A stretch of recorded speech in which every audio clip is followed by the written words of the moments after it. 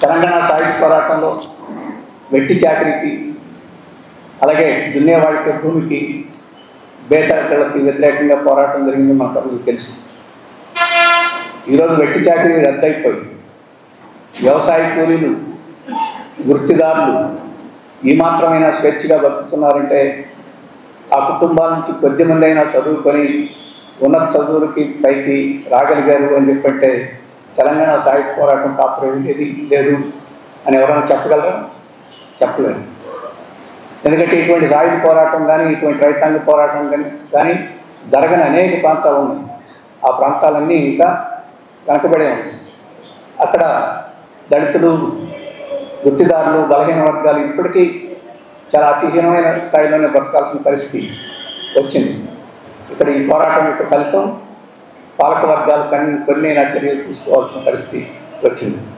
అందుకని ఈ మాత్రమైనా మనం మెరుగైన జీవితాన్ని అనుభవించగలుగుతున్నాం. రైతాంగం ఇప్పటికీ జమీందారుల కింద బతికే ప్రాంతాలు ఉన్నాయి. జమీందారుల దోపిడీకి, దౌర్జన్యాలకి గురయ్యే ప్రాంతాలు ఉన్నాయి. తెలంగాణ సాయుధ పోరాటంలో జమీందారులు, వకాసాదారులు, ఇనాందారులు, జాగీర్దారులు, దేశముఖులు, పటేళ్ళు, పట్వారీలు వీళ్ళందరూ ఆ రోజు ఏ రకంగా నిర్ణయానికి గురి చేస్తూ ప్రజల్ని కర్కోటకంగా పరిపాలన చేశారో మనకు అందరికీ తెలుసు. వాటిని సాయుధ పోరాటం అంతం చేసింది, వారికి ఉనికి లేకుండా చేసింది. అటువంటి భూస్వామిక వ్యవస్థని పూర్తిగా నాశనం చేసింది. ఇప్పటికీ చిన్న సైజు భూస్వాములు ఉన్నారు ఇంకా, కానీ ఆ రోజు జన్నారెడ్డి, ప్రతాప్ రెడ్డి, విష్ణూరు, దేశముఖ్ ఇటువంటి వాళ్ళందరూ లక్షల ఎకరాలు, వేల ఎకరాలు తమ కింద పెట్టుకుని ఏ రకంగా రైతుల్ని బానిసలుగా, అర్ధబానిసలుగా చేశారో అటువంటి పరిస్థితి లేకుండా చేయగలిగారు. దున్నేవానికే భూమి అని చెప్పేసి నినాదం ఇవ్వగలిగారు. సేద్యం చేసుకుంటున్న భూమిని ఆ రైతులకే దగలయిట్టు చేయాల్సిన పరిస్థితి వచ్చింది. ఆ పరిస్థితి లేకపోతే ఈరోజు తెలంగాణలో రైతాంగం ఈ నీటి సవర్ధర సౌకర్యాలను అనుభవించగలిగేదా? వ్యవసాయంలో వచ్చిన ఈ మార్పులన్నిటి మూలంగా లాభం పొందగలిగేదా? వాళ్ళ పిల్లలన్నీ చదివించుకొని ఇంకా మెరుగైన జీవితాలని పొందగలిగేది కాదు. అందుకే ఈరోజు ఈ రాష్ట్రం ఈ స్థాయిలో ఉంది అని అంటే దానికి పునాది తెలంగాణ సాయుధ పోరాటంలో ఉంది. ఆ రోజు అమరులైన 4,000 మంది ప్రాణాల్లో ఉంది, వారి రక్తంలో ఉంది, వారి త్యాగంలో ఉంది. అది మనం గమనంలో పెట్టుకోవాలి. కొత్త తరాలు అది మర్చిపోకూడదు. కొత్త తరాలు ఈరోజు అనుభవిస్తున్నాం మెరుగైన జీవితం అనుకుంటే ఆ మెరుగైన జీవితం వెనక ఎంత త్యాగాలు ఉన్నాయని చెప్పేసి వాడు అర్థం చేసుకోవాలి. అది మనం చెప్పాల్సి ఉంటాం. అలాగే ఈరోజు మనం ప్రజాస్వామ్యం గురించి మాట్లాడుకుంటున్నాం, అందరికీ ఓటు హక్కు గురించి మాట్లాడుకుంటున్నాం. మనం ఓట్లు వేసి పార్లమెంట్లో, శాసనసభలో, స్థానిక సంస్థల్లో మనం ఎన్నుకున్న ప్రతినిధులు మనం పరిపాలించే ఒక వ్యవస్థను మనం తెచ్చుకున్నామని చెప్పి అనుకుంటున్నాం. ఈ వ్యవస్థ ఎవరో ఇచ్చింది కాదు. తెలంగాణ సాయుధ పోరాటం, పునఃప్రాయ వాయిలార్ పోరాటం, తెబాగా పోరాటం ఇటువంటి దేశం నలుమూలలా జరిగింది. ఈ పోరాటాలన్నింటిలోనూ గ్రామాలను విముక్తి చేసేసారు. పటేళ్ళు, పట్వారీల పాలనని నాశనం చేసేసారు. ప్రజలందరూ గ్రామ సభలు పెట్టుకొని ఆ గ్రామాల్లో తమకు నచ్చిన వారిని కమిటీగా ఎన్నుకొని ఆ కమిటీల ఆధ్వర్యంలో పరిపాలన చేసే పద్ధతిని ఈ ఉద్యమం తెచ్చింది. తెలంగాణ సాయుధ పోరాటం తెచ్చింది. ఆ రోజు గ్రామ కమిటీలే గ్రామాలను పరిపాలించింది. 3,000 గ్రామాల్లో అటువంటి పద్ధతిలో పరిపాలన చేసింది. ప్రజాస్వామ్యం అంటే ఏమిటో, ప్రజలు ఎన్నుకునే నాయకత్వం అంటే ఏమిటో, ఆ నాయకులే పరిపాలన చేయడం అంటే ఏమిటో తెలంగాణ సాయుధ పోరాటం దేశానికి చూపించింది. ఆ పోరాటం యొక్క ఫలితమే అంతకుముందు కూడా ఎన్నికలు జరిగినాయి, తెలంగాణలో కాదు మిగతా దేశంలో. ఆ ఎన్నికలు కూడా తెలంగాణ సాయుధ పోరాటం ప్రజలకు ఇచ్చినంత ప్రజాస్వామ్యం ఇవ్వలేదు. 1947కి ముందు దేశంలో 1946లో ఎన్నికలు జరిగినాయి, 35లో ఎన్నికలు జరిగినాయి. ఆ ఎన్నికల్లో డబ్బు ఉన్నవాడికే, భూమి ఉన్నవాడికే ఓటు, BA చదువు చదివిన వాడికే ఓటు, 100 ఎకరాల భూమి ఉన్నవాడికే ఓటు, అందరికీ ఓటేసే హక్కు ఆ రోజు ఉండేది కాదు. కానీ ఒక తెలంగాణ సాయుధ పోరాటంలోనే ఆ గ్రామ సభల్లోనే పేదవాడైనా, భూమి ఉన్నా, భూమి దాకపోయినా లేకపోయినా, వృత్తిదారైనా అందరూ కలిసి కూర్చొని గ్రామ సభలో తమకు నచ్చిన కమిటీని ఎన్నుకుని ఆ కమిటీ గ్రామ పాలన చేసే పద్ధతిని సృష్టించగలిగింది తెలంగాణ సాయుధ పోరాటం. అందుకని 1947లో స్వాతంత్రం వచ్చినప్పుడు సార్వజనీన ఓటింగ్ హక్కు, కులం, మతం, ప్రాంతం, ఆస్తి దీంతో సంబంధం లేకుండా ప్రతి ఒక్కరికి ఓటు హక్కు ఇచ్చే పద్ధతి తెలంగాణ సాయుధ పోరాటం సాధించి పెట్టింది. అది ఈరోజు మనం అనుభవిస్తున్నాం. అందుకే మన తెలంగాణ సాయుధ పోరాటం మనం కూడు గుడ్డ అని చెప్పి అనుకోవద్దు. ఈ దేశంలో ప్రజాస్వామ్యాన్ని ముందుకు తీసుకొచ్చింది, ఈ దేశంలో భూ పంపిణీని ముందుకు తీసుకొచ్చింది, ఈ దేశంలో కుల వ్యవస్థ గ్రామసీమల్లో దాన్ని బట్టి నడవకూడదు, కుల వ్యవస్థ ఉండకూడదు, అందరం కలిసి ఉండాలని చెప్పేసి ఒక సామాజిక న్యాయాన్ని ముందుకు తీసుకొచ్చింది. స్త్రీ పట్ల గౌరవంగా ఉండాలని చెప్పేసి తీసుకొచ్చింది. ప్రపంచంలో మన సైన్యంలో ఆడవాళ్ళు ఉన్నారు, మన విమానాలని ఆడవాళ్ళు నడిపారు, ఆపరేషన్ సింధూర్లో ముఖ్యమైన పాత్ర నిర్వహించారని చెప్పేసి ఇతర ఆడపిల్లల్ని టీవీల ముందు నుంచోబెట్టి వారి చేత ఉపన్యాసం ఇచ్చారు. ఆ రకంగా మంచి పని, సంతోషించాల్సిన పని. కానీ నేను చెప్పేది అది కాదు. ఈ పని మనం తెలంగాణ సాయుధ పోరాటం 1946లోనే చేసింది.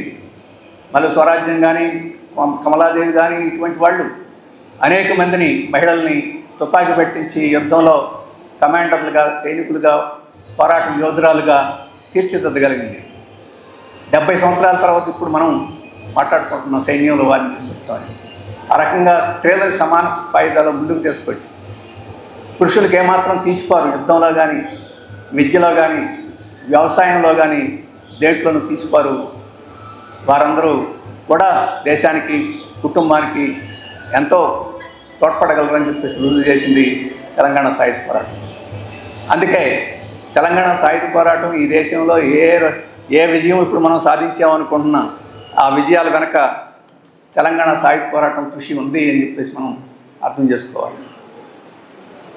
అంతేకాదు అందరికీ చదువు, అంతకుముందు అందరికీ చదువు కాదు, ఉర్దూ భాషలో ఇక్కడ చదువు బోధించేవారు. అది ప్రభుత్వ ఉద్యోగులుగాను, భూస్వాములుగాను ఉండి నిజాం సర్కార్లో లావాదేవీలు, పైరవీలు చేసుకునే వాళ్ళు మాత్రమే చదవగలిగే స్థితి ఉండేది. మాతృభాషలో చదువు ఉండేది కాదు, తెలుగు భాషలో చదువు చెప్పేవాళ్ళు కాదు. దానికి వ్యతిరేకంగా ఆంధ్ర మహాసభ ప్రతి గ్రామంలోనూ వయోజన పాఠశాలలు నడిపింది, రాత్రి పాఠశాలలు నడిపింది. చదువులేని వ్యవసాయ కార్మికులను కూడా కూర్చోబెట్టి వాళ్ళకు చదువు నేర్పడానికి ప్రయత్నం చేసింది. ఆ రకంగా చదువు ఈ రాష్ట్రంలో చదువు పేద ప్రజలు కూడా చదువుకోవచ్చు, దళితులు కూడా చదువుకోవచ్చు, మహిళలు కూడా చదువుకోవచ్చు. వాళ్ళు చదువుకోవడానికి ఎవరు అభ్యంతరం పెట్టినా అడ్డుకున్నా అది కుదరదు అని చెప్పింది కమ్యూనిస్ట్ పార్టీ ఆంధ్ర మహాసభ ఈ తెలంగాణలో. ఈరోజు అందరికీ చదువు అందరూ అనుకుంటున్నాం, కానీ ఈరోజు అందరికీ చదువు లేదు, చదువుకునే హక్కు కూడా లేదు. ఆ హక్కు కల్పించింది మనం. ఈ హక్కు తెలంగాణలో కాదు, ఈ పోరాట ఫలితంగా దేశవ్యాప్తంగా ఈరోజు అందరూ చదువుకునే పరిస్థితి వచ్చింది. ఈరోజు నువ్వు చదువుకోకూడదు, నీకు హక్కు లేదు, ఈ కులమాడు నువ్వు చదువుకోకూడదు అని చెప్పేసి అనేవాడు లేడు. అలా ఒకసారి అని మనం ఇప్పుడు అనుకుంటాం, కానీ ఒకప్పుడు అది స్కూల్కి రానిచ్చేవాళ్ళు కాదు కొన్ని కులాల వాళ్ళు. ఎవరినైనా రానిచ్చినా కలిసి కూర్చొని ఇచ్చేవాళ్ళు కాదు. అటువంటి పరిస్థితి ఆ రోజు ఉండేది. కానీ తెలంగాణ సాయుధ పోరాటం రద్దు చేసి ప్రభుత్వ పాఠశాలలనే కాదు, తామే పాఠశాలలు నడిపి ఆ రకంగా అందరికీ చదువు చెప్పగలిగింది. ఆ తర్వాత స్వాతంత్రం వచ్చిన తర్వాత అది ప్రభుత్వం యొక్క విధానంగానే మారిపోవాల్సిన పరిస్థితి వచ్చింది. ఇది తెలంగాణ సాయుధ పోరాటం సాధించింది. ఇప్పుడు సినిమాల గురించి, పాటల గురించి మనం చాలా వింటున్నాం. ఆ మధ్య సారంగ దర్యా అని చెప్పేసి పెద్ద ఫేమస్ పాట వచ్చింది. ఇంకా చాలా సినిమాల్లో చాలా పాటలు వస్తున్నాయి. ఈ పాటలన్నీ ఎవరు సృష్టించారు? ఆ జానపద గీతాలను ఎవరు బయటికి తీసుకొచ్చారు? వాటికి ఎవరు సానబట్టారు? బండి వెనక బండి కట్టి మనం పాట పాడుతుంటాం. ఇది ఎక్కడి నుంచి పుట్టింది? సుద్దాల హనుమంత్ ఎక్కడి నుంచి వచ్చాడు? యాదగిరి ఎక్కడి నుంచి వచ్చాడు? వీళ్ళందరూ తెలంగాణ సాయుధ పోరాటం నుంచి వచ్చారు. ఆ తెలంగాణ సాయుధ పోరాటం మామూలు గొడ్లకాడ పాట పాడుకునేవాడిని కూడా తీసుకొచ్చి సానబెట్టి ప్రజల ముందుకు తీసుకొచ్చి పెద్ద పెద్ద గొప్ప గొప్ప కళాకారులు చేసిన తెలంగాణ సాహిత్య పోరాటం. దాశరథి గొప్ప కవి ఎట్లయ్యాడు, కృష్ణమాచార్యులు గొప్ప కవి ఎట్లయ్యాడు, కాళోజీ మనం అందరం గౌరవించే గొప్ప రచయిత ఎలా అయ్యారు, శ్రీనారాయణ రెడ్డి పెద్ద మహాకావ్యాన్ని రాశారు ఎలా రాశారు. వీళ్ళందరూ తెలంగాణ సాయుధ పోరాటం ఉత్తేజంలో నుంచి పెద్ద పెద్ద కవులు, కళాకారులు, పాటగాళ్ళు అయ్యారు. ఈరోజు దేశానికి, ప్రపంచానికి ఆ రకమైన ఈ సంస్కృతికి, ఈ గొప్ప కళాఖండాలను సృష్టించింది తెలంగాణ ప్రజలు, తెలంగాణ ప్రజల్లో నుంచి వచ్చిన ఉత్తేజం. ఇది ఎవరిచ్చింది? ఇప్పుడు అదే పాటల్ని, అదే బాణీల్ని బీఆర్ఎస్ వాళ్ళు వాడుకున్నారు, బీజేపీ వాళ్ళు కూడా వాడుకుంటున్నారు. ఆ బాణీలు అయ్యే మాటలు మార్చేసి వాడుకుంటున్నారు. ఇదంతా ఎవరిచ్చిన సొమ్ము, ఎవరిచ్చిన ఆస్తి? ఇది తెలంగాణ సాయుధ రైతాంగ పోరాటం ఈ కళని, ఈ సంస్కృతిని, ఈ వారసత్వాన్ని ఈరోజు తెలంగాణ రాష్ట్రానికే కాదు దేశానికి ఇచ్చింది. అది దాని గొప్పతనం. అందుకే తెలంగాణ సాయుధ పోరాటం గురించి ఇక్కడ కాదు, చిత్తప్రసాద్ అని చెప్పేసి ప్రపంచ ప్రఖ్యాతిగాంచిన చిత్రకారుడు, బొమ్మలేసి ఆయన తెలంగాణ సాయుధ పోరాటం గురించి ఆయన దాదాపు 100 బొమ్మలు వేశాడు. ఆ బొమ్మలు ప్రపంచం అంతా, దేశం ఆ బొమ్మల్ని ఎగ్జిబిషన్లు పెట్టారు. ఆ ఎగ్జిబిషన్ చూశారు. ఆయన గొప్ప కళాకారుడిగా ప్రపంచం అంతా చేశారు. తెలంగాణ సాయుధ పోరాటం అటువంటి కళాఖండాలను ఇన్స్పైర్ చేసింది, ఉత్తేజపరిచింది, వాళ్ళందరినీ గీసేట్టు చేసింది. హరీంద్రనాథ్ చట్టోపాధ్యాయ అని ఆయన బెంగాల్ ఆయన ఈ తెలంగాణ సాయుధ పోరాటం మీద ఒక అద్భుతమైన పద్యం రాశాడు ఆయన. ఆ పద్యాన్ని పార్లమెంట్లో ఆయన ఆ పద్యాన్ని పాడాడు. ఆయన పార్లమెంట్ సభ్యుడయ్యాడు. తర్వాత తెలంగాణ సాయుధ పోరాటం ప్రభావంతో ఆయన విజయవాడలో కమ్యూనిస్ట్ పార్టీ పోటీ పెట్టి గెలిపించింది పార్లమెంట్ సభ్యుడిగా. ఆయన పార్లమెంట్లో చదివాడు. ప్రపంచ ప్రఖ్యాతి ఈరోజు కాసి సుందరయ్య గారు వీర తెలంగాణ సాయుధ పోరాటం రాసిన పుస్తకం ప్రపంచంలో 10-15 భాషల్లో అది అనువాదం అయింది. ఆ రకంగా ఈ తెలంగాణ సాయుధ పోరాటం ప్రపంచంలో ఇంకా ఎన్నో పోరాటాలను, ఎంతోమందిని ఉత్తేజపరిచింది, అన్ని రకాలను చేసింది. ఇప్పటికీ ఆ వారసత్వం కొనసాగుతుంది. ఆ ఫలితాలు కొంతమంది మనం బాధపడవచ్చు. పోరాటం చేసింది ఆంధ్ర మహాసభ, త్యాగం చేసింది కమ్యూనిస్ట్ పార్టీ, ప్రాణాలు విడిచింది కమ్యూనిస్ట్ పార్టీ కార్యకర్తలు, నాయకులు, వీరులు. కానీ ఆ ఫలితాలన్నీ అనుభవిస్తుంది ఇప్పుడుంటే కాంగ్రెస్ వాళ్ళు, బీఆర్ఎస్ వాళ్ళు, వీళ్ళు అనుభవిస్తున్నారని చెప్పేసి మనం ఆ రోజు త్యాగం చేసింది పదవులు రావాలని కాదు, కానీ ప్రజలకి మేలు జరగాలని. ఈరోజుకి ఆ మేలు ప్రజలు పొందుతున్నారు, ఆ కుటుంబాలు మనం అందరం పొందుతున్నాం. అందుకని అది ఎవరో చేస్తే చెరిగిపోయేది కాదు, తుడిచేస్తే తుడిచిపోయేది కాదు. అందుకని ఈ ప్రజలు ఉన్నంతకాలం, తెలంగాణ ఉన్నంతకాలం, తెలంగాణ కాదు భారతదేశం ఈ రకమైన పద్ధతిలో ఉన్నంతకాలం ఈ విజయాలు చెరిగిపోవు. ఈ విజయాలను నాశనం చేయడం సాధ్యం కాదు. ఈ విజయాలను నాశనం చేయడం ఎవరైనా ప్రయత్నం చేసినా ఈ ప్రజలు మళ్ళీ అటువంటి తిరుగుబాటు చేస్తారు, వీటన్నిటిని రక్షించుకుంటారని చెప్పేసి నేను చెప్పాల్సింది. ఇది ఎందుకు చెప్తున్నానంటే, తెలంగాణ సాయుధ పోరాటం ఏ విజయాలనైతే సాధించిందో ఆ విజయాలన్నింటినీ నాశనం చేయాలని చెప్పేసి ప్రయత్నం చేస్తున్నారు కొంతమంది. వాటి యొక్క గొప్పతనాన్ని ప్రజలకి వినిపించకుండా, కనిపించకుండా మాయం చేయాలని చెప్పేసి కొంతమంది ప్రయత్నం చేస్తున్నారు. గతంలో కాంగ్రెస్ వాళ్ళు కూడా చేశారు. ఈ మొత్తం పోరాటంలో అక్కడక్కడ తప్ప కాంగ్రెస్ వాళ్ళు పెద్ద పాత్ర నిర్వహించింది లేదు. దాదాపు తెలంగాణ సాయుధ పోరాట కాలంలో గ్రామంలో భూస్వాములుగా ఉండి ఉద్యమ ప్రభావంతో అక్కడ బతకలేక పారిపోయి హైదరాబాద్ వచ్చిన వాళ్ళందరూ స్వాతంత్రం వచ్చిన తర్వాత ఆ కుచ్చు టోపీ వదిలేసి ఖద్దరు టోపీ పెట్టి మళ్ళీ గ్రామాలకు వచ్చేసారు. వాళ్ళు ఎక్కువ మంది. కానీ ఇప్పుడు వాళ్ళు కాదు దీన్ని తుడిచేయాలని ప్రయత్నం చేస్తుంది. అసలు పోరాటాలతో ఏ సంబంధం లేకుండా జమీందారుల తరఫున నిలబడి, బ్రిటిష్ వాళ్ళ తరఫున నిలబడి వాళ్ళకి ఊడిగం చేసి వాళ్ళకి సేవ చేసిన ఈరోజు ఆర్ఎస్ఎస్, బీజేపీ వారి మిత్రులు వాళ్ళు ఈరోజు తెలంగాణ సాయుధ పోరాటాన్ని అవమానం చేయాలని, దాని విజయాలని నాశనం చేయాలని, దాని జ్ఞాపకాలనే తుడిచిపెట్టాలని చెప్పేసి ఈరోజు ప్రయత్నం చేస్తుంది. అందుకని మన దీంట్లో వక్రీకరణ వాస్తవంలో అని చెప్పేసి వక్రీకరణలే కాదు, అసలు దాని జ్ఞాపకాలనే తుడిచిపెట్టేయాలని చెప్పేసి ఈరోజు ప్రయత్నం చేస్తాం. అందుకని అది మనం అర్థం చేసుకోవాలి. అటువంటి వారికి ఏ అవకాశం ఇవ్వకూడదు. ఎందుకంటే ఈ ఆర్ఎస్ఎస్, బీజేపీ ఈ తెలంగాణ సాయుధ పోరాటంలో కానీ జాతీయోద్యమంలో కానీ ఎక్కడా లేదు. ఏ త్యాగం చేయలేదు. ఒక్కరంటే ఒక్కడు ప్రాణం ఇవ్వలేదు. వాళ్ళ జాబితాలో ఒక్కడంటే ఒక్కడు అమరవీరుడు ఉన్నాడని చెప్పి చెప్పుకోగలిగిన అర్హత వాళ్ళకి లేదు. అటువంటి వాళ్ళు వచ్చి ఈరోజు ఎక్కువ మాట్లాడుతున్నారు. నిజాం హైదరాబాద్ సంస్థానాన్ని నిజాం ఫెడరల్ ప్రభు పరిపాలన చేస్తున్నప్పుడు ఆ నిజాం ప్రభువుకు వ్యతిరేకంగా కమ్యూనిస్టులు పోరాడుతున్నప్పుడు ఈ ఆర్ఎస్ఎస్ వాళ్ళు, సంఘపరి వాళ్ళు ఎక్కడ ఉన్నారు? వాళ్ళు కూడా 1925లోనే వాళ్ళ సంస్థ ఏర్పాటు చేసుకున్నారు. వీళ్ళు జమీందారులను సపోర్ట్ చేస్తూ ఉన్నారు. ఈయన కూడా జమీందారే, ఈయన కూడా ప్రభువే నిజాం. దేశంలో బ్రిటిష్ వాళ్ళు కాకుండా దాదాపు 540 సంస్థానాలు ఉన్నాయి, హైదరాబాద్ లాంటి సంస్థానాలు. ఈ సంస్థానాలని ఉండాలని చెప్పేసి బీజేపీ చెప్పింది. ఇక్కడ తేడా ఏంటంటే ఇక్కడ నిజాం ప్రభువు ఉండకూడదు, హిందూ ప్రభువు కావాలని కోరుకున్నారు తప్ప అసలు ఈ ప్రభులే పోవాలి, జమీందారులే పోవాలి, ఈ వ్యవస్థే పోవాలి, ప్రజలకే సంపద కావాలి, ప్రజలకే భూమి కావాలని చెప్పేసి వాళ్ళు కళ్ళ. అందుకని ఈ నిజాం సంస్థానానికి వ్యతిరేకంగా వాళ్ళు పోరాటంలో ఎప్పుడూ లేరు. ఇక్కడ సంస్థే లేదు, ఎవడో పోరాటానికి పూనుకున్నది లేదు.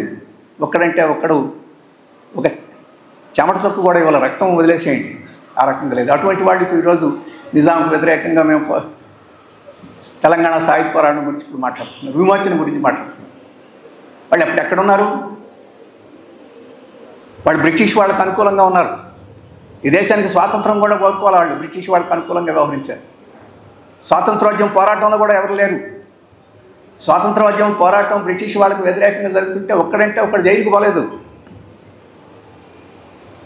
లక్షల మంది జైలుకు పోయారు, వేల మంది ప్రాణాలు ఇచ్చారు. భగత్ సింగ్ దగ్గర నుంచి అనేక మంది గదర్ వీరుల దగ్గర నుంచి అనేక మంది కమ్యూనిస్టులతో సహా ప్రాణాలు ఇచ్చారు. అండమాన్లో జీవితాంతం జైల్లో మగ్గారు. కానీ ఒక్కడనే ఒకటి చెప్తారు, సావర్కర్ అని. సావర్కర్ ఆర్ఎస్ఎస్లో లేకముందు జైలుకి వెళ్ళాడు. బ్రిటిష్ వాళ్ళకి లొంగిపోయి, అయ్యా నన్ను విడుదల చేయండి, నేను బయటికి వెళ్ళి కమ్యూనిస్టులు నాశనం చేసేదానికి మేము పూర్తిగా సహకరిస్తానని చెప్పేసి ఉత్తరం రాసి లొంగిపోయి బయటకు వచ్చాడు. బయటకు వచ్చి హిందూ మహాసభ పెట్టాడు. అటువంటి వాడిని చెప్తాడు, మావాడు కూడా జైల్లో ఉన్నాడు. మీ వాడు ఎప్పుడున్నాడు జైలు? ఆర్ఎస్ఎస్ సంఘ పరివారిగా ఉన్నప్పుడు లేడు, అంతకుముందు ఉన్నాడు. జైలులో పెట్టగానే భయపడిపోయాడు, ఉత్తరం రాసేసి లొంగిపోయి బయటకు వచ్చాడు. మేము చెప్పగలం కమ్యూనిస్టులని. ఒక్క ఉదాహరణ చెప్తా. ఇక్కడ యూనియన్ సైన్యం తెలంగాణ సాయుధ పోరాటం ఇక్కడ జరుగుతూ ఉంటే కొన్ని గ్రామాలకు వచ్చి రైతాంగాన్ని పోగు చేసి, ఇక్కడ ముస్లింలు ఉన్నారు, ఈ ముస్లింలు మీరు చంపండి, ఈ ముస్లింల ఆడవాళ్ళని మీరు రేప్ చేయండి అని చెప్పేసి రైతాంగాన్ని బలవంతం చేస్తే, మేమందరం వేల సంవత్సరాల నుంచి కలిసి బతుకుతున్నాం, వాడు మనిషే మేము మనిషే, అన్నదమ్ములు అప్పచెల్లెళ్ళు అక్కలు వాళ్ళకే ఉన్నారు మాకు ఉన్నారు, మేమందరం కలిసి పనిచేస్తున్నాం, ఇట్లాంటి దుర్మార్గ చర్యలు చదివితే మేము ఒప్పుకోమని చెప్పేసి ఇక్కడ రైతాంగం చెప్పింది. కానీ ఆర్ఎస్ఎస్ వాళ్ళు ఏం చేశారు? 1947లో హిందువులను ముస్లింలు ఓచకోసుకుంటే ముస్లిం లీగ్ తరఫున ముస్లింలను హిందువులు ఓచకోసే పద్ధతిని ఆ రోజు అక్కడ చేశారు. అటువంటి పద్ధతిలో వీళ్ళు చేశారు. వీళ్ళు నిజాం సంస్థానానికి వ్యతిరేకంగా విమోచన కోసం ఈరోజు మాట్లాడితే అది దెయ్యాలు వేదాలు వెల్లించినట్టు అంటామే, అట్లాంటిది అని చెప్పేసి నేను మొదట చెప్పదలుచుకున్నాను. అందుకనే నిజాము ఆర్ఎస్ఎస్ రెండు ఒకటే. ఇది ముస్లిం ఫండమెంటలిజం అయితే అది హిందూ ఫండమెంటలిజం తప్ప రెండు తేడా ఏం లేదు. నిజాం బ్రిటిష్ వాళ్ళకి ఊడికం చేశాడు. మీకు అందరికీ తెలుసు, సికింద్రాబాద్లో కంటోన్మెంట్ అంటాం. ఏంటి కంటోన్మెంట్? నిజాం సర్కారు బ్రిటిష్ వాళ్ళని అక్కడ తీసుకొచ్చి ఆ సైన్యానికి డబ్బులు ఇచ్చి పెంచి పోషిస్తూ ఆ రకంగా బ్రిటిష్ వాళ్ళకి అండగా నిలబడ్డాడు నిజాం. ఆర్ఎస్ఎస్ ఏం చేసింది? దేశంలో బ్రిటిష్ వాళ్ళకి అండగా నిలబడింది. ఆర్ఎస్ఎస్ వాళ్ళు ప్రత్యక్షంగా వెళ్ళారు, మేము క్విట్ ఇండియాలో పాల్గొం, జాతీయోద్యమంలో పాల్గొం, మేము మీ తరఫున ఉంటాం, అని చెప్పేసి బ్రిటిష్ వాళ్ళకి హామీ ఇచ్చింది. నిజాంకిను ఆర్ఎస్ఎస్ వాళ్ళకి ఏమి తేడా? ఏమి తేడా లేదు. ఈ దేశానికి ద్రోహం చేయడంలో, దేశ విముక్తి కోసం పోరాడుతున్న ప్రజానీకానికి ద్రోహం చేయడంలో, బ్రిటిష్ వాళ్ళకి ఊడిగం చేయడంలో ఏం తేడా లేదు. నిజాం అంతే, ఆర్ఎస్ఎస్ అంతే.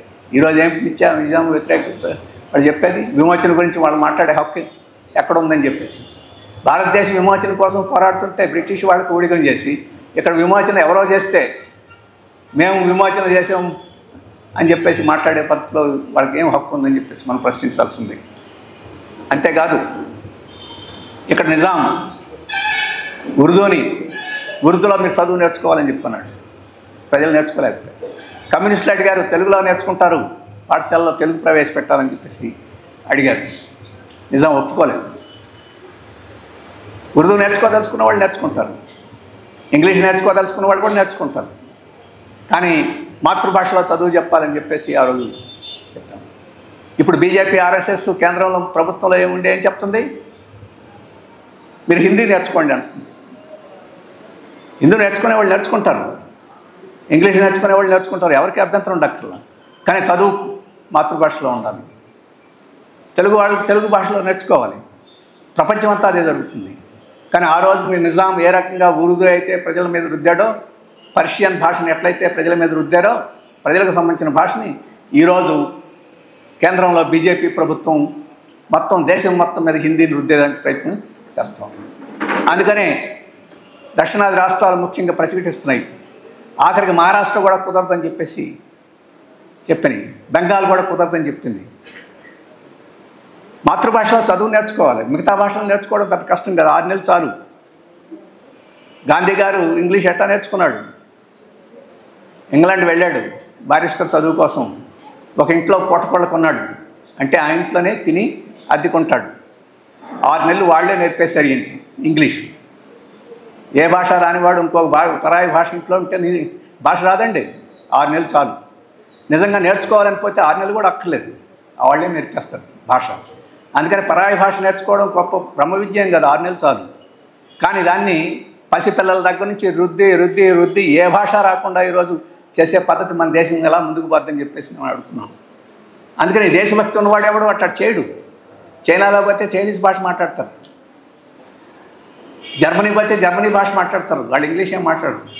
ఫ్రాన్స్ పోతే ఫ్రెంచ్లో మాట్లాడతారు, జపాన్ పోతే జపాన్లో మాట్లాడతారు, మనం పోయినా మాట్లాడతారు. దుబాసీలు ఉంటారు, ట్రాన్స్లేటర్స్ ఉంటారు. ఎందుకని? ఏ భాషలో మాట్లాడితే ఆ భాష, ఏ మాతృభాష అయితే దాంట్లో చదువు బాగా వస్తుంది, తెలివితేటలు బాగా వస్తాయి. ఇంకో భాష మాట్లాడటానికి భాష నేర్చుకోవచ్చు. ఇది పద్ధతి. కానీ ఆ రోజు నిజాం ఏ పద్ధతి చేస్తున్నాడో ఈరోజు బీజేపీ కేంద్ర ప్రభుత్వం అదే పద్ధతి చేస్తుంది. ఏమిటి తేడా నిజాంకి ఆర్ఎస్ఎస్ వాళ్ళకి? ఆ రోజు భాషను అణిచివేసి ఇక్కడ తెలుగు సంస్కృతిని అణిచివేసాడు నిజాం. ఈరోజు హిందీ భాషను మొత్తం దేశం మీద రుద్ది ప్రజల యొక్క మాతృభాషలన్నింటినీ నాశనం చేయాలని చెప్పేసి ఈరోజు బీజేపీ ప్రయత్నం చేస్తుంది. హిందీయే కాదు, సంస్కృతం కూడా నేర్చుకోమంటుంది. అందుకే ఈరోజు ఆర్ఎస్ఎస్కి కానీ బీజేపీకి కానీ నిజాంకు వ్యతిరేకంగా చేసిన పోరాటం గురించి, వాటి గురించి అసలు నోట్లోంచి వారి మాట ఎత్తేదానికి కూడా వాళ్ళకి హక్కు లేదు, నైతిక హక్కు లేదని చెప్పేసి మనం చెప్పాల్సిన అవసరం ఉన్నది. అలాగే ఈరోజు నిజాం సర్కారు ఆ రోజు భూమి అంతా భూస్వాములదే అని చెప్పాడు. ఈరోజు బీజేపీ ఏం చెప్తుంది? బీజేపీ అదే చెప్తుంది. ఆ రోజు భూమి అంతా భూస్వాములదే కాబట్టి భూమి పంచేదానికి లేదు, ఎవరైనా భూమి పంచాలి అని చెప్పంటే వాళ్ళందరినీ నాశనం చేస్తానని నిజాం అన్నాడు. అయినా పోరాటాలు చేసి భూమి పంచుకున్నాం, భూమి హక్కులు సాధించుకున్నాం. ఇప్పుడు మోడీ సర్కార్ ఏం చేస్తుందంటే ఉన్న భూములు లాక్కొని, ఇప్పుడు భూస్వాములు పెద్దగా లేరు, భూస్వాములు మళ్ళీ సృష్టించడం సాధ్యం కాదు. అందుకని ఈ భూములన్నింటినీ కార్పొరేట్ సంస్థలకు ఈరోజు అప్పగిస్తూ ఉంది. మీరు గిరిజన ప్రాంతాలు బండి ఆ భూములన్నింటినీ లాక్కొని ఈరోజు మైనింగ్ కంపెనీలు, కార్పొరేట్ మైనింగ్ కంపెనీలకి వాటన్నిటికీ అప్పగిస్తుంది. ఈరోజు ఒరిస్సా చూడండి, మహారాష్ట్ర చూడండి, వీటన్నిటిలో చూడండి. అలాగే ఇక్కడ కూడా భూముల్ని ఏ రకంగా అభివృద్ధి పేరుతోటి ఇతర పేరుతోటి హైదరాబాద్ చుట్టూ వేల వేల ఎకరాలు ఏ రకంగా కార్పొరేట్ సంస్థలకి, అదానీలకి, అంబానీలకి, కార్పొరేట్ సంస్థలకి ఎలా ఇస్తున్నారో మనం చూద్దాం. అందుకే 4 చట్టాలు తెచ్చాడు, నల్ల చట్టాలు మోడీ. కాబట్టి ఆ రోజు నిజాం సర్కార్ భూస్వాములకి కొమ్మెట్లా కాసాడో, భూమిని వాళ్ళకి ఎలా వాళ్ళ దగ్గర నుంచి భూమి లాక్కోకుండా ఎలా ఆపాడో, ఈరోజు మోడీ గారు బీజేపీ సర్కారు రైతుల భూములను లాక్కొని కార్పొరేట్ సంస్థలకు ఆ రకంగా అప్పచెప్తుంది. ఇవ్వమన్న వాళ్ళని మొత్తం చెరసాలలో పాలు చేస్తున్నాం. అయితే ఇక్కడికి రాష్ట్ర ప్రభుత్వం కాంగ్రెస్ ఉంది, కాంగ్రెస్ కూడా అదే పని చేస్తాం. అందుకని ఏది ఈరోజు మన కర్తవ్యం, నిజాం సర్కార్కి వ్యతిరేకంగా పోరాడిన వాళ్ళం అని చెప్పేసి ఎవడన్నా చెప్పుకుంటే రైతులకి తరఫున రైతుల భూముల హక్కుల్ని కాపాడేవాళ్ళుగా మనం పోరాడాల్సిన అవసరం ఉందనేది మనం జ్ఞాపకం పెట్టుకోవాలి. అలాగే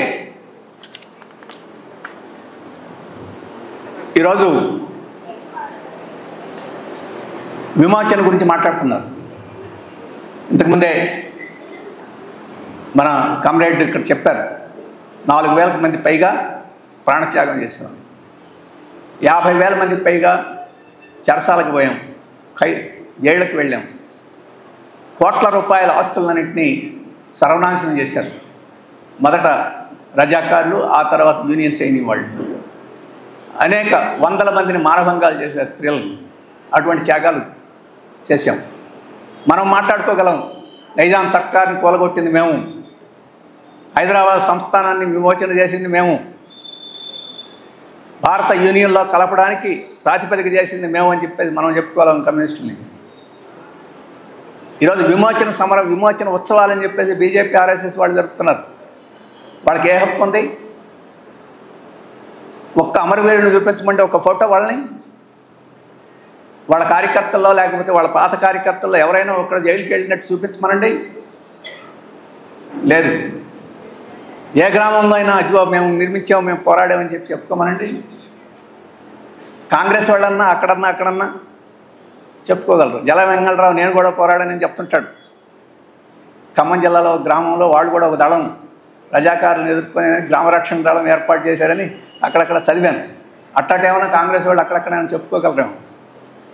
అంటే వాళ్ళు కూడా చెప్పుకోలేరు. ఎందుకంటే గాంధీ గారి వ్యతిరేకం, సంస్థానాలు ఉండాలి, సంస్థానాలలో పోరాటాలు వద్దని చెప్పేసేది గాంధీ గారి సిద్ధాంతం. అందుకని హైదరాబాద్ సంస్థానంలో కాంగ్రెస్ కమిటీని ఏర్పాటు చేయనీయలేదు ఆయన. అందుకని అక్కడ వాళ్ళు లేరు. మిగిలింది ఒకరు, ఆంధ్ర మహాసభ, కమ్యూనిస్టులు, మనం పోరాడాం. ఈరోజు ఆర్ఎస్ఎస్ వాళ్ళు ఎక్కడి నుంచి వచ్చారు? ఇంతకుముందే చెప్పాను, వాళ్ళు బ్రిటిష్ వాళ్ళు ఇక్కడ ఉండాలని చెప్పేసి కోరుకున్నారు. ఈ దేశంలో సంస్థానాలన్నీ ఉండాలి, రాజులందరూ ఉండాలని చెప్పేసి కోరుకున్నారు. ఈ దేశంలో విలీనం కాకూడదని చెప్పి కోరుకున్నారు. సంస్థానాలన్నీ దేనికి దానికి ఉండాలి, ఈ దేశంలో విలీనం కాకూడదని చెప్పేసి కోరుకున్నారు ఆర్ఎస్ఎస్ వాళ్ళు. అటువంటి వాళ్ళు వచ్చి ఈరోజు హైదరాబాద్ సంస్థానం విమోచనం గురించి మాట్లాడుతున్నారంటే వాళ్ళని మనం సహించకూడదు. వాళ్ళకి హక్కు లేదని చెప్పేసి మనం స్పష్టంగా చెప్పాల్సిన అవసరం ఉంది. అందుకని ఆ విమోచన గురించి మనం మాట్లాడగలం. అయితే నిజాం నుంచి విమోచనే కాదు, ఆ రోజు కమ్యూనిస్టులు అనుకున్నాం, అసలు భూస్వాముల మొత్తాన్ని నుంచి విమోచనం చేయాలని చెప్పేసి అనుకున్నాం. అందుకనే నిజాం సర్కార్ 48, 47, 48లో కూలిపోయినా మనం తెలంగాణ సాయుధ పోరాటాన్ని 51 వరకు కొనసాగించాం. విమోచన జరిగిపోయిందంటే నిజాం సర్కార్ని వదిలించుకున్నాం. అయినా ఒక 2 సంవత్సరాల పాటు ఎందుకు కొనసాగించాం? ఎందుకంటే విమోచన నిజాంతోటే పోలా. నిజాం తరఫున నిలబడిన భూస్వాములు అందరూ ఉన్నారు గ్రామాల్లో, వాళ్ళ నుంచి విమోచన కావాలి. నిజాం సర్కార్ తొలగిపోయి మళ్ళీ ఆ భూస్వాములందరూ గ్రామాలకు వచ్చి వారికి ఉన్న భూములన్నిటి మరి తిరిగి లాక్కొని మళ్ళీ రైతులందరినీ భూములేని కూలీలుగా మార్చేస్తే ఎట్లా ఒప్పుకుంటాం? అది కుదరదు. ఆ విమోచన అంటే రైతు విమోచన జరగాలి. మళ్ళీ భూస్వాములు వచ్చి భూస్వాముల యొక్క రైతుల యొక్క భూములు స్వాధీనం చేసుకునేదానికి ఒప్పుకోమని చెప్పేసి మళ్ళీ 2 సంవత్సరాల పాటు మనం 3 సంవత్సరాల పాటు పోరాటం కొనసాగించాల్సిన పరిస్థితి వచ్చింది. అందుకనే మనకు విమోచన 1947, 48 సెప్టెంబర్ 17వ తేదీతో ఆగిపోలేదు. ఆ తర్వాత కూడా విమోచన పోరాటం చేయాల్సిన పరిస్థితి కమ్యూనిస్టులకి వచ్చింది. అది ఈ విమోచన యొక్క ప్రత్యేకత అని చెప్పేసి మనం అర్థం చేసుకోవాలి. అలాగే ఈరోజు రాజ్యాంగంలో మనం చెప్తున్నాం ప్రజాస్వామ్యం, మౌలిక విలువలు అని చెప్తున్నాం.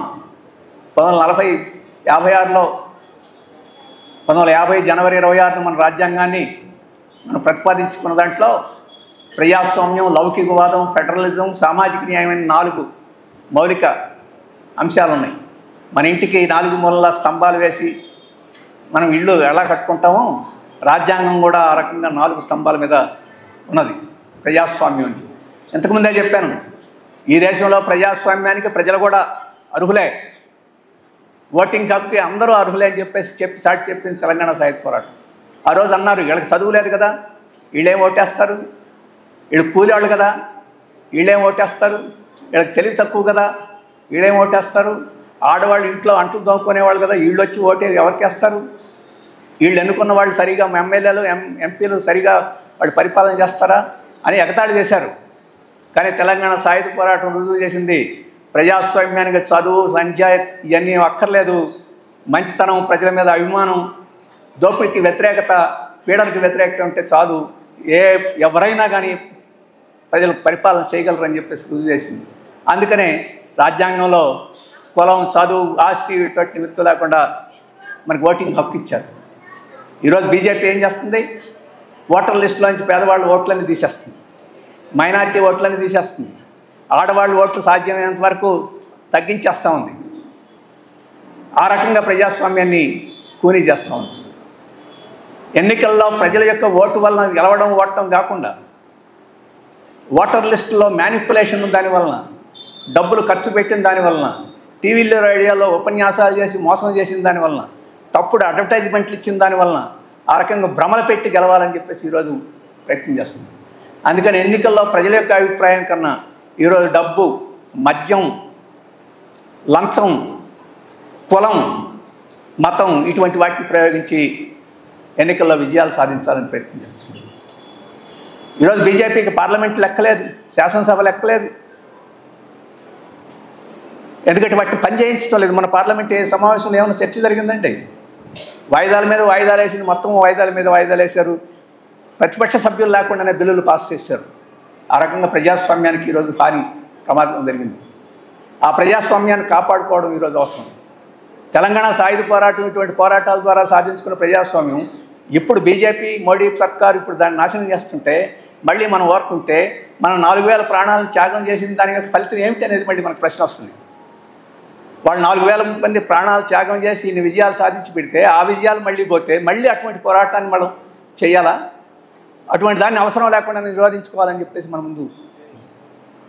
అంతేకాదు లౌకికవాదం ఉంది. అంటే ఈ దేశంలో ఏ మతం వాళ్ళైనా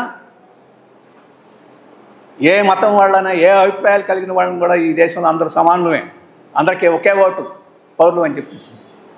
ఎందుకంటే 1947లో పాకిస్తాన్గా విడిపోయింది, మా మతం వాళ్ళందరూ ఒక దేశం అని విడిపోయింది.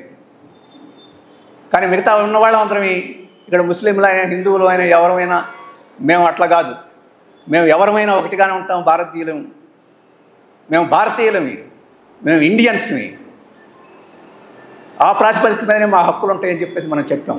ఇప్పుడు బీజేపీ అంటుంది పాకిస్తాన్ ముస్లింల దేశంగా వాళ్ళు ప్రకటించుకున్నారు కాబట్టి మనం హిందువుల దేశంగా ప్రకటించుకున్నాం అని చెప్పేసి బీజేపీ అంటుంది. తెలంగాణ సాయుధ పోరాటం అది చెప్పలా, ఇంతకుముందే చెప్పాను. ఆ రోజు రాష్ట్ర కమిటీ ఒక పుస్తకం తయారు చేసింది 1947-48లో. ఆ పుస్తకం నాకు ఈ మధ్య దొరికింది. ఆ పుస్తకాన్ని త్వరలో ముద్రిస్తాం, మీరు అందరూ చదవండి. ఏ గ్రామంలో ఎటువంటి దుర్మార్గాలు జరిగినాయి, ఏ గ్రామంలో హిందువులు ముస్లింలు కలిసి ఏ రకంగా ఒకరినొకరిని రక్షించుకున్నారు, వారిని చీలదీసి రజాకారులు ఏ రకంగా ముస్లింలు రెచ్చగొట్టడానికి ప్రయత్నం చేశారు, వారిని చీలదీసి హిందువులను రెచ్చగొట్టడానికి యూనియన్ సైన్యం ఎలా ప్రయత్నం చేసింది, రైతులు ఉమ్మడిగా ఎలా ఎదుర్కొన్నారని చెప్పేసి అనేక ఘటనలు దాంట్లో పేర్కొనబడింది. అది లౌకికవాదం అంటే. ఈరోజు దేశం ఆ రకమైన లౌకికవాదం ఉంది కాబట్టి ఐక్యంగా ఉంది, లేకపోతే వాటికి మళ్ళీ ఎన్నో ముక్కలు అయిపోయేది. భాష పేరు మీద ముక్కలు అయిపోయేది, మతం పేరు మీద ముక్కలు అయిపోయేది. 140 కోట్ల మంది ఇంత ఐక్యంగా ఉండగలిగేవాళ్ళం కాదు. అందుకని ఆ లౌకికవాదాన్ని రక్షించుకోవాల్సిన అవసరం ఉంది. తెలంగాణ సాయుధ పోరాటం మనకి ఇచ్చిన ఒక వరం, ఆ వరాన్ని మనం కాపాడుకోవాలి. ఈరోజు బీజేపీ, మోడీ దాన్ని నాశనం చేయాలని. అలాగే ఫెడరలిజం కూడా, రాష్ట్రానికి హక్కులు. ఇంత పెద్ద రాష్ట్రాలు దేశంలో మన తెలంగాణ దాదాపు 130 దేశాల కన్నా పెద్ద రాష్ట్రం ఇది. 130 దేశాలు మన తెలంగాణ రాష్ట్రం కన్నా చిన్న దేశాలు, ఇవి దేశాలే. అటువంటి రాష్ట్రాలు దాదాపు 22 ఉన్నాయి మన దేశంలో. ఇంత పెద్ద రాష్ట్రాలు ఒక దేశంగా మనం ఎందుకు ఉండగలుగుతున్నాం? ఎందుకు ఉండగలుగుతున్నామంటే ఏ రాష్ట్రానికి ఆ రాష్ట్రానికి కొన్ని హక్కులు ఇచ్చాం. మీ పరిపాలన మీరు చేసుకోండి, మీ డబ్బులు మీరు ఖర్చు చేసుకోండి అని చెప్పేసి ఇచ్చాం. దాన్ని ఫెడరలిజం అంటాం. ఇప్పుడు బీజేపీ మోడీ ఏం చేస్తున్నాడంటే ఈ రాష్ట్రాలకు వచ్చే డబ్బునంతటిని చేసుకుపోతున్నాడు. మనం ఏం చేయాలి? చెప్పు పట్టుకొని అడుక్కోవాలి కేంద్ర ప్రభుత్వం దగ్గరికి వెళ్ళి. డబ్బులేమో మనవి, income tax, corporate tax, wealth tax, రకరకాల పన్నుల ద్వారా నువ్వు ఇక్కడ ఉండే డబ్బునంతటిని తీసుకెళ్తున్నావు.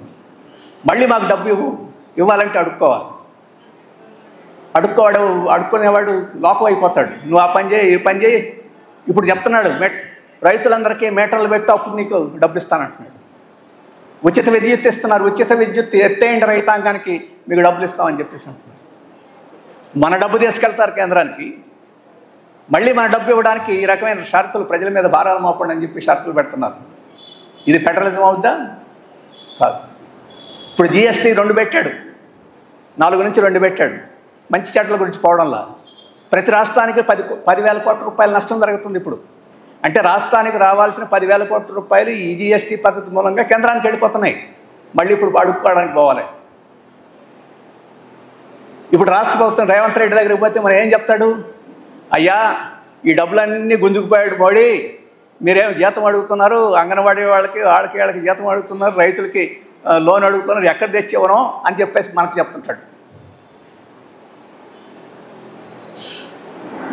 మేము రేవంత్ రెడ్డి చెప్పాము, ఆ దొంగేడుపులు ఎందుకయ్యా, మాతో రా పోట్లాడదాం, రోడ్డు మీదకి పోదాం, ఒక ధర్నా చేద్దాం, ఆడ పోయి మోడీకి వ్యతిరేకంగా చేద్దాం, అది చేయకుండా వరకు మాకు ఎందుకు చెప్తావు అని చెప్పేసి మనం చెప్తుంటాం. అది వాస్తవం కూడా. ఈరోజు రాష్ట్రాలన్నింటినీ, ప్రతిపక్ష రాష్ట్రాలన్నింటినీ ఈ రకంగా చేస్తున్నారు. మన రాజ్యాంగంలో రాష్ట్రాలకు హక్కులు ఉన్నాయి, అవన్నీ తీసేస్తూ ఉన్నారు. దీనికి వ్యతిరేకంగా కూడా ఈరోజు మనం పోరాడాలి. ఆ పోరాటనే మనం ఈ తెలంగాణ సాయుధ పోరాటం ఏ భాషా ప్రయుక్త రాష్ట్రాలనైతే, పెద్ద పెద్ద రాష్ట్రాలనైతే సాధించుకుందో వాటిని రక్షించుకోకపోతే ఈ దేశం నిరంకుశత్వం, నియంత్రణ పరిపాలన చేసే నైజాం సర్కార్ లాంటి కొత్త పద్ధతిలో పరిపాలన చేసే నియంత్రణలు మళ్ళీ మన దేశానికి నియంత్రణ అవుతారు. మరి నైజాం సర్కార్ మీద పోరాటం చేసింది అట్లాంటి వాళ్ళని కొత్త రూపంలో ఆయన టోపీను ఏమంటాం కంచి శర్వాణి, టోపీ చర్వాణి పెట్టి నియంత్రణ. ఇప్పుడు మన విశ్వగురువేమో గడ్డం పెంచేసి చేసే, ఇంకో ఆయన ప్యాంట్ వేసి, షర్ట్ వేసి, కోట్ వేసేసి నియంత్ర వస్తాడు, అంతే తేడా. అటువంటి దాన్ని మనం కోరుకోవాలని చెప్పేసి మనం ఆలోచన చేయాల్సి ఉంటుంది. అందుకే ఈరోజు సామాజిక న్యాయానికి కూడా ఈరోజు బీజేపీ సంఘ పరివార్ మనుధర్మ శాస్త్రాన్ని పెట్టాలని కోరుకుంటుంది. సనాతన ధర్మం కావాలంటుంది. ఈ మధ్య భారతదేశం సనాతన ధర్మం ప్రకారం నడవాలని చెప్పేసి అంటుంది. సనాతన ధర్మం అంటే మీకు తెలుసా? సనాతన ధర్మం అంటే మనుధర్మశాస్త్రం. మనుధర్మశాస్త్రం ఏం చెప్పింది?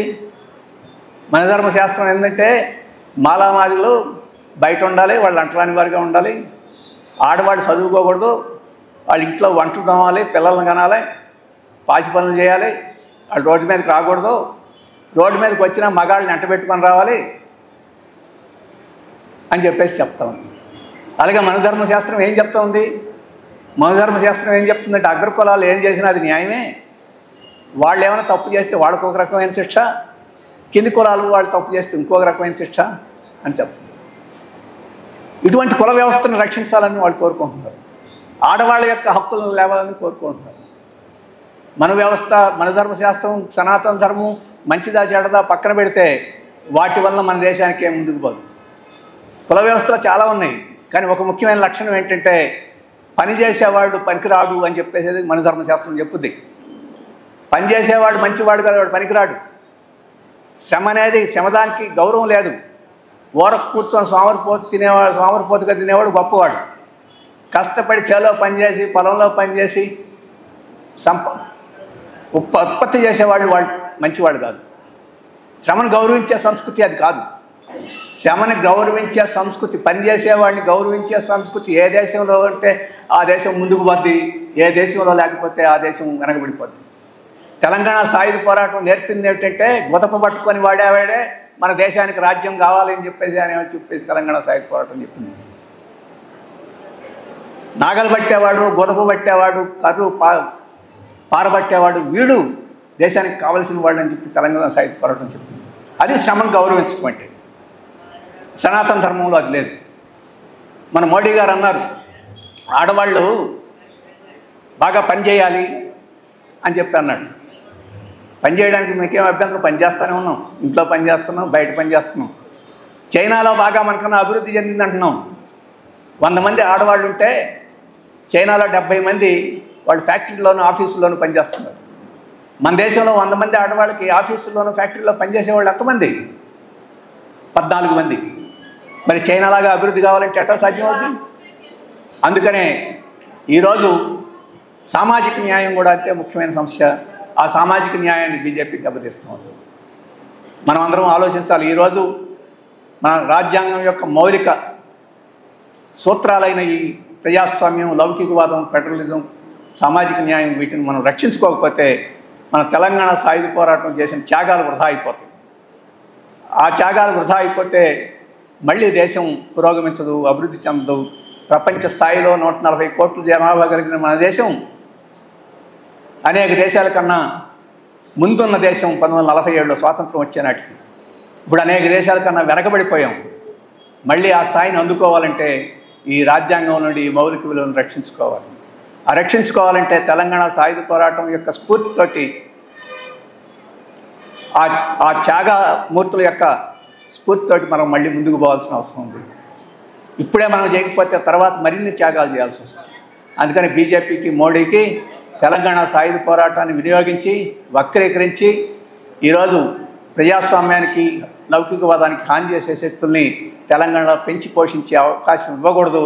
మన గ్రామాల్లోకి ఆ రకమైన శక్తులు రాకుండా చేయాల్సిన అవసరం ఉంది. చివరికి ఒక్క విషయం చెప్పి ముగిస్తాను. ఈరోజు ఈ తెలంగాణలో బీజేపీ పెరగాలని ప్రయత్నం చేస్తుంది. కానీ ఎందుకు ఖమ్మం జిల్లాలో పెరగలేకపోతుంది? ఎందుకు నల్లగొండ జిల్లాలో పెరగలేకపోతుంది? ఎందుకు ఉత్తర తెలంగాణలోనే అది పెరుగుతుంది? ఎందుకంటే ఈ గడ్డ మీదనే తెలంగాణ సాయుధ రైతాంగ పోరాటం జరిగింది. 4000 మంది ప్రాణాలు ఇచ్చి త్యాగం చేసి ఈ తెలంగాణ ప్రజలకి అమోఘమైన సేవలు చేసింది ఈ గడ్డ మీదనే. అందుకనే బీజేపీకి ఇక్కడ కాలు పెట్టేదానికి కూడా అవకాశం లేకుండా ఈరోజు చేశారు. అయితే మనం ఏమరపాటుతో ఉంటే, మనం అశ్రద్ధ చేస్తే ఇక్కడ కూడా కొత్త తరాలు, పాత తరం మనందరికీ చాలామందికి తెలుసు ఆ రోజు త్యాగాలు అవన్నీ. ఈ కొత్త తరాలు కానీ తెలియవు, ఆ చరిత్ర తెలియదు. అందుకని దాన్ని ఆసరాగా చేసుకొని ఈ ప్రాంతాల్లో కూడా బీజేపీ బలపడే ప్రమాదం ఉంది. బీజేపీ అంటే ఒక రాజకీయ పార్టీ అనుకోవద్దు. కాంగ్రెస్ పార్టీ, బీఆర్ఎస్ పార్టీ, ఇది కూడా బీజేపీ కూడా ఒక పార్టీ అనుకోవద్దు. అది ఒక ఫ్యాసిస్ట్ పార్టీ. ఈ దేశంలో వస్తే ఆ పార్టీ కనుక పూర్తి స్థాయిలో వస్తే ఈ రాజ్యాంగం ఉండదు, ఈ ఎన్నికలు ఉండదు, ఈ రకమైన ప్రజాస్వామిక హక్కులు కూడా లేకుండా పోతాయి. అందుకని దీన్ని అర్థం చేసుకొని ఈ తెలంగాణ సాయుధ పోరాట స్ఫూర్తితోటి దాన్ని వక్రీకరించేదానికి అవకాశం లేకుండా ఆ అమరవీరుల యొక్క వారసత్వాన్ని ముందుకు తీసుకెళ్లేదానికి మనం అందరం కృషి చేయాలని చెప్పేసి విజ్ఞప్తి చేస్తూ నాకు ఈ అవకాశం ఇచ్చినందుకు ధన్యవాదాలు తెలియజేసుకుంటాను.